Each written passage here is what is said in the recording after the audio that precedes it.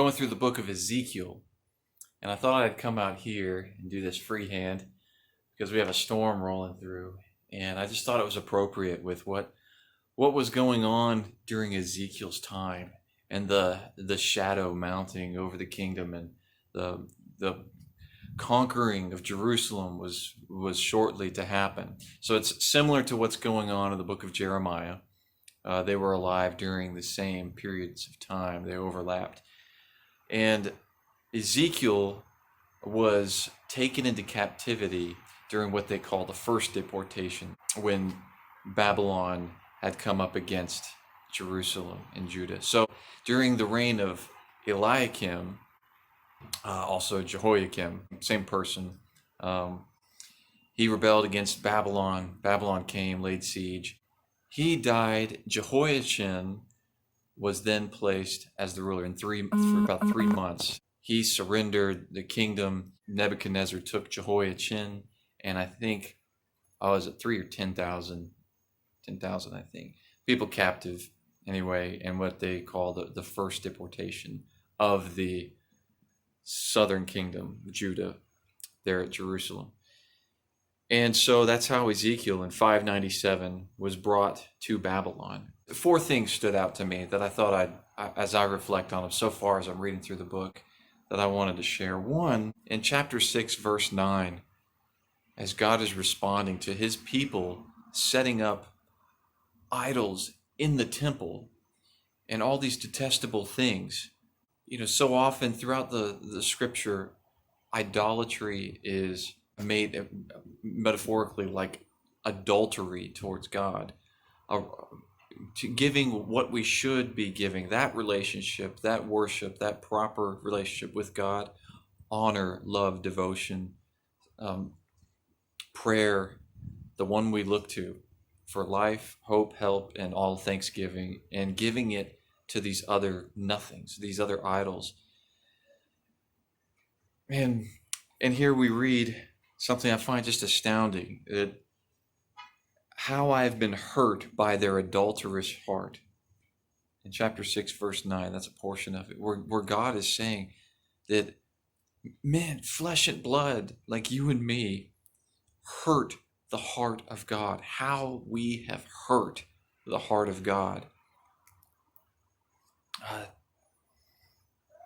And it's not just them. How we, by our choices and setting up our own idols in our hearts and giving them the honor, respect, devotion, worship that is due God, pursuing them more than we pursue him. It's a detestable thing, and it hurts his heart. You and I can hurt his heart. The second thing, in previous videos, I've talked about this family of the sons of Shaphan, and how Shaphan was the scribe during the reign of Josiah, when the priest Hilkiah found the book of the law when they were renovating the temple, and how Hilkiah gave it to Shaphan. Shaphan goes before Josiah, and Josiah sends Shaphan's son, one of Shaphan's sons, Ahikam, and several other people to Huldah the priest, or the prophet, Huldah the prophetess, and she gives them instruction from God how they should respond and what things were on the horizon. At any rate, this Shaphan seems by all accounts, by evidence we have, to be a godly man, responded to the law. That his other sons throughout the book of Jeremiah that we saw, including Ahikam the son of Shaphan, Elisah the son of Shaphan, Gemariah the son of Shaphan, and then Gedaliah the son of Ahikam, so his grandson. These are all, and you can look back and read through and see what they're doing. They're all God-honoring, it seems, sons. And then we come here in Ezekiel 8:11. Jazaniah the son of Shaphan standing among them, each man with a censer in hand, and the fragrance of the cloud of incense rising. And this is in this vision from God. God had brought Ezekiel into this place where he's seeing into the temple and he finds these 70 elders with Shaphan's son, Jazaniah.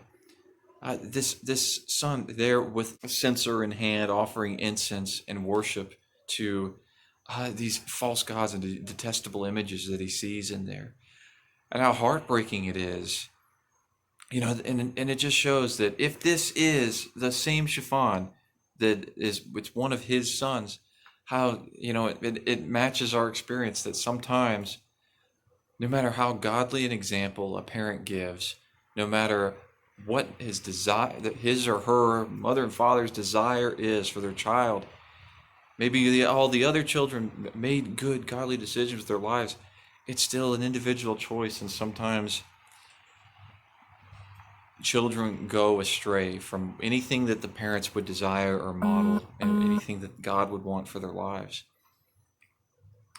Third thing, here in chapter 11, verse 19 to 21, and I will give them one heart and put a new spirit within them. This is God speaking about his people when he will restore them. And I will take the heart of stone out of their flesh and give them a heart of flesh, that they may walk in my statutes and keep my ordinances and do them. And they will be my people, and I will be their God. But as for those whose hearts go after detestable things and abominations, I will bring their conduct down on their heads, declares the Lord. This would be ultimately fulfilled when Christ comes, when he totally restores his people and gives us, puts a new spirit in us, gives us a new heart. But what I want to dwell on is what that means here. That if the ones who have this heart of stone taken out and are given a new heart, it's connected to their conduct. That from that new heart, that new life given to them by God, then that would lead them to walk in his statutes, keep, guard, protect his ordinances, and do them, these action words. And in contrast, but as for those whose hearts go after detestable things, don't have that living heart of flesh, but this heart of stone, and it goes after detestable things, these idols and other things of worship, I will bring their conduct, what they do, their actions, I will bring it down on their heads, declares the Lord. And it will be their undoing, as so often we find that in Scripture, that the pursuit of sin and what one thinks is his gain and good, where it is sin, it's often turned on its head, and God uses that for their own judgment. And then lastly, this fourth thing that I've noticed so far that stood out to me in this time of reading Ezekiel, in chapter 12, verse 3, he's saying that God is speaking to Ezekiel and giving him instructions for another way that he's to prophesy to the people. And he says that he lives among a people who do not see or hear because they are rebellious. And so he says, therefore, son of man, prepare for yourself baggage for exile, and go into exile by day in their sight. Even go into exile from your place to another place in their sight. Perhaps they will understand, though they are a rebellious house, that though they are rebellious and they have not heard, when you directly have prophesied to them, maybe this picture would get its way in there, into their conscience. And so we can hurt God by our actions. Children can make choices that their parents wouldn't desire, that God doesn't desire. And it's a grievous thing. That if God gives us a new heart, that we should live in a way that shows that our faith and actions are connected. And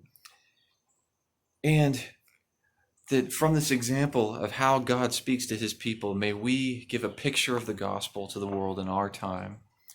All right, well, I pray you may be active in the sharing of your faith, and I will catch you all again on the next video.